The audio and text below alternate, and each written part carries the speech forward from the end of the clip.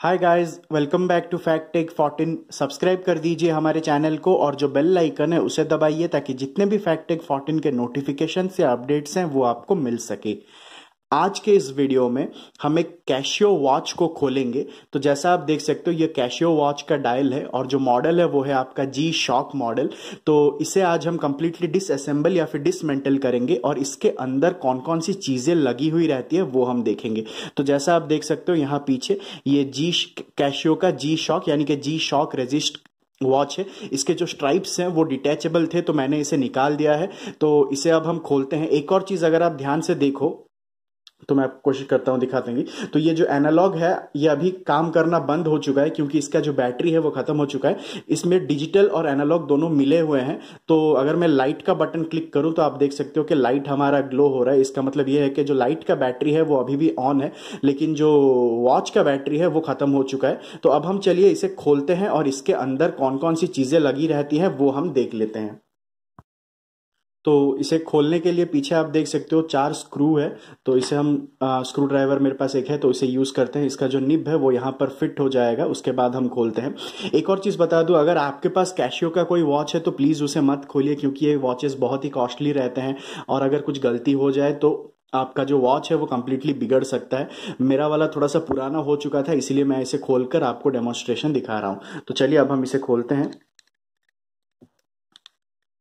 तो ये जो स्क्रूज हैं ये काफी पतले रहते हैं, काफी छोटे रहते हैं। तो जैसा आप देख सकते हो एक खुल चुका है। कोशिश करता हूं थोड़ा सा सीधा कर लूं। ये एक सिमिलरली ये आपका दूसरा स्क्रू भी निकल चुका है।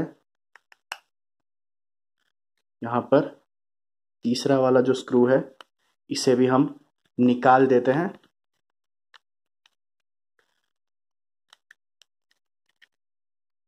और ये जो चौथा वाला है इसे भी हम निकाल देते हैं। तो इस वॉच को जी शॉक वॉच हम इसीलिए कहते हैं क्योंकि आपका ये शॉक रेजिस्टेंस रहता है, यानी अगर ये ऊंचाई से नीचे गिर भी जाए तो भी आपका नहीं टूटेगा। तो ये पीछे वाला जो भाग है गाइज ये हमारा अभी खुल चुका है। तो जैसा आप देख सकते हो ये हमारा स्टेनलेस स्टील का बना हुआ है और ये आपका वाटर रेजिस्टेंस रहता है, यानी अप टू 50 सॉरी यानी अप टू, अगर आप यहाँ पर देखो ध्यान से तो लिखा है 20 बार तक आपका ये वाटर रेजिस्ट कर सकते हैं। यानी आप इसे पहनकर स्विमिंग पूल में भी अगर उतरते हो तो भी आपका पानी इसके अंदर नहीं जाएगा। तो ये वाला एक रबर का पोर्शन यहाँ पर दिया गया है जिसे हम वॉशर भी कहते हैं, जो आपका वाटर अंदर जाने से बचाता है। तो इसे हम साइड में कर देते हैं। तो ये है गाइज इसका अंदर वाला भाग। अब हम एक एक करके सभी चीजों को बाहर निकालते हैं और देखते हैं। तो जैसा आप अभी यहाँ पर देख सकते हो पहला लिखा हुआ है take off this battery first for analog battery replacement, यानी इसके नीचे जो बैटरी है ये वाला आपका वॉच का बैटरी है जिससे आप सेकंड या फिर मिनट हैंड या फिर आवर हैंड जिससे घूमता है। तो ये खत्म हो चुका है, यानी बैटरी का पावर जो है खत्म हो चुका है, मुझे रिप्लेस करना है। तो मैं इसे अभी बाहर निकाल देता हूँ। तो ये वाला आपका बड़ा वाला बैटरी है 3 वोल्ट का बैटरी जिससे आपका वॉच चलता है। तो इसे हम बाहर निकाल देते हैं। तो बैटरी भी हमारा निकल चुका है।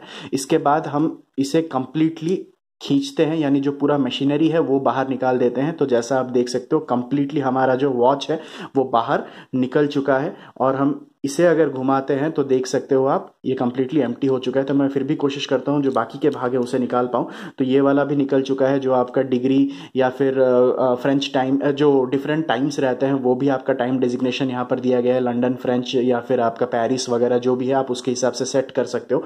तो इसे भी हम निकाल देते हैं। तो ये है इसका ऊपर वाला पोर्शन, यानी जो मोल्ड है इसे हम मोल्ड कहते हैं। तो ये कंप्लीटली निकल चुका है। तो लाइट का बटन या फिर मोड का बटन और फिर यहाँ पर फ्लाई बैक का बटन या फिर कंट्रोल का बटन दिया गया है। तो इसे हम नहीं निकालते हैं। इसे निकालने के लिए आपको यहाँ पर छोटा छोटा स्क्रू दिया गया है। अगर आप मैं पास से दिखा पाऊँ, मैं कोशिश करता हूँ थोड़ा सा ध्यान से आपको दिखा पाऊँ गाइज।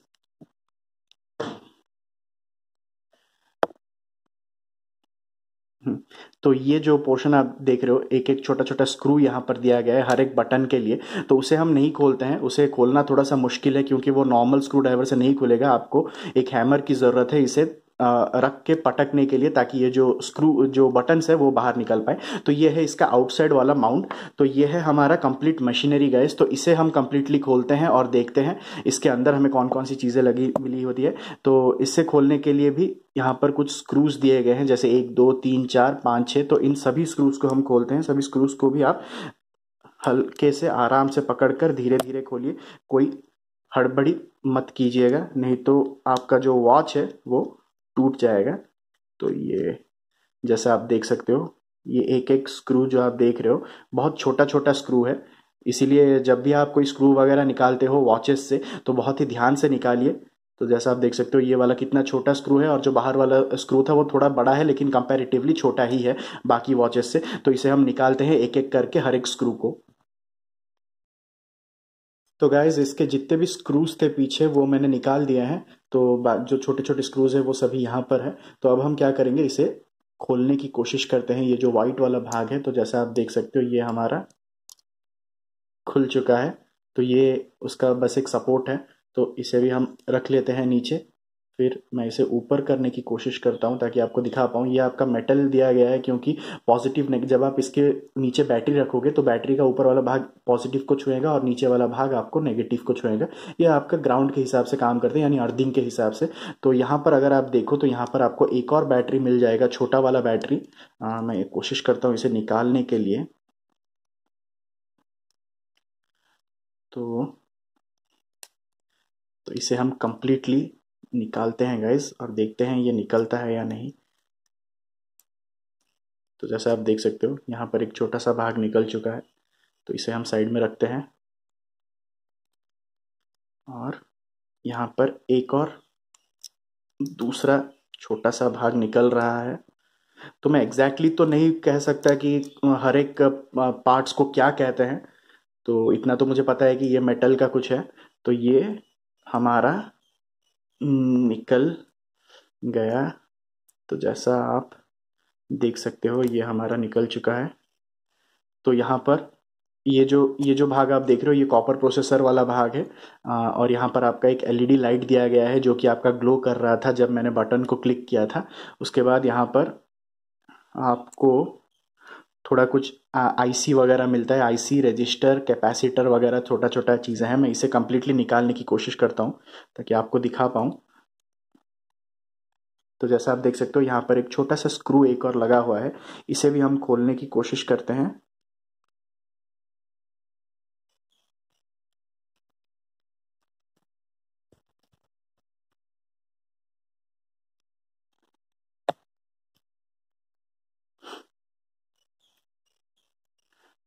तो इसे आप आराम से खोलिए, मैं खोलने के बाद कंटिन्यू करता हूँ।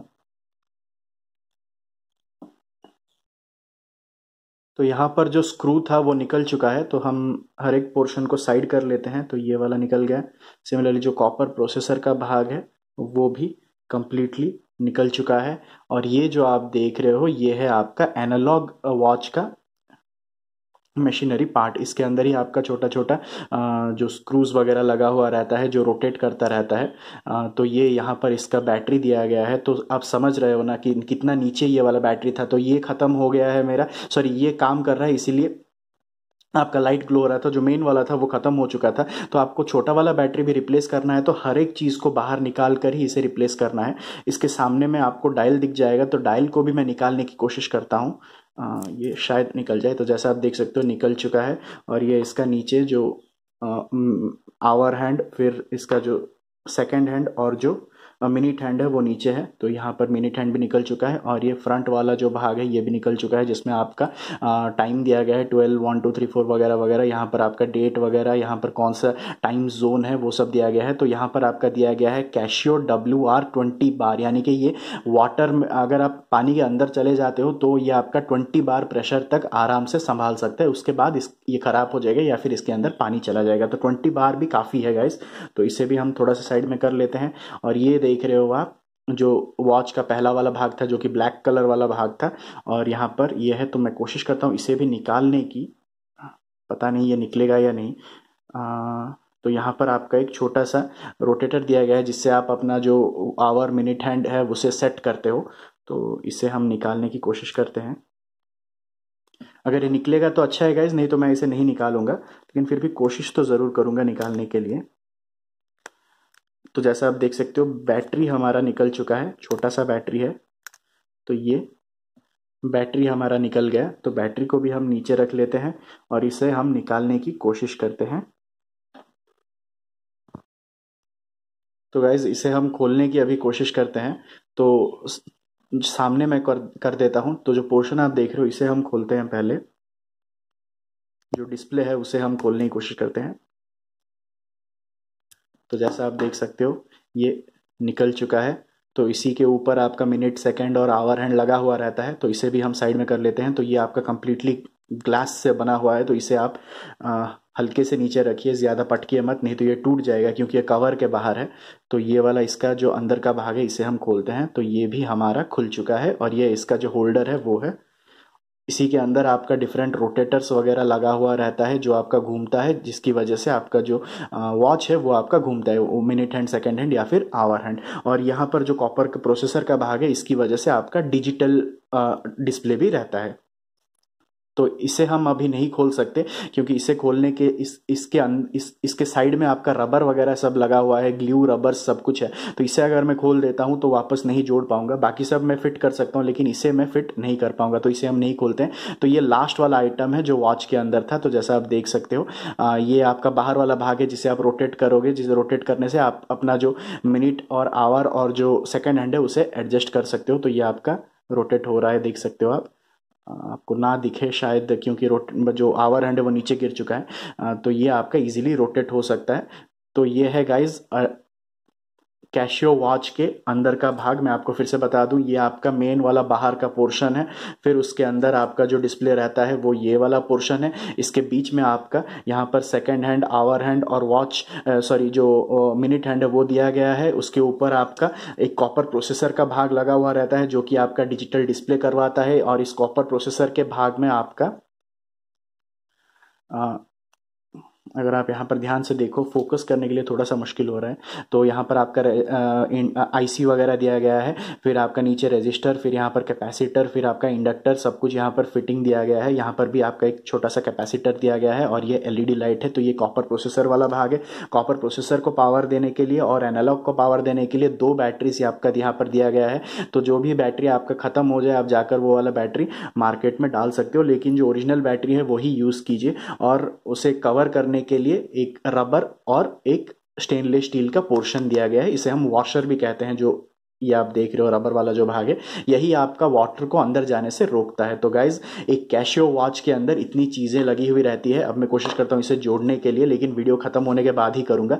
तो आप इस तरह के अगर आपके पास कोई कैशियो वगैरह वॉच है या फिर कोई भी डिफरेंट वॉच है जो कि थोड़ा सा कॉस्टली है तो प्लीज उसे मत खोलिए। हो सकता है कि आप उसे अच्छे से फिट ना कर पाओ या फिर वो खराब हो जाए खोलते वक्त। तो गाइज आज का वीडियो बस इतना ही। अगर आपको ये वीडियो अच्छा लगा तो चैनल को लाइक, शेयर और सब्सक्राइब जरूर करें। मैं इसी तरह के कुछ नए वीडियोस के साथ आपके सामने फिर आऊंगा। तब तक के लिए take care of yourself. Bye bye.